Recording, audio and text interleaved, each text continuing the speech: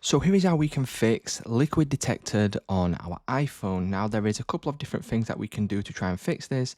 Now what we can do first of all is head to our settings, and then if we go down and click on battery, what you first of all need to do is you need to go to battery health and just check your battery health to make sure that the health is normal.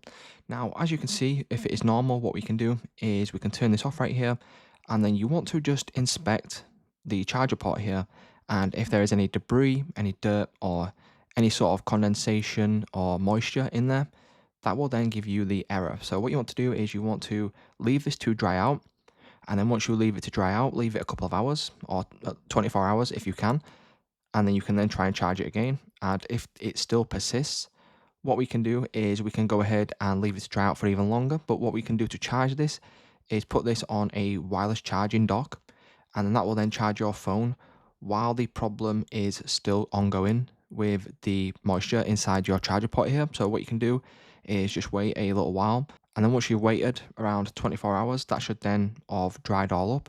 Any dirt, debris, remove that if you can, and then once you do that, that will then fix the problem that you are having with the liquid detected in your iPhone. So it's just that simple, guys. If this video did help you out, please leave a like on today's video, and I will see you in the next one.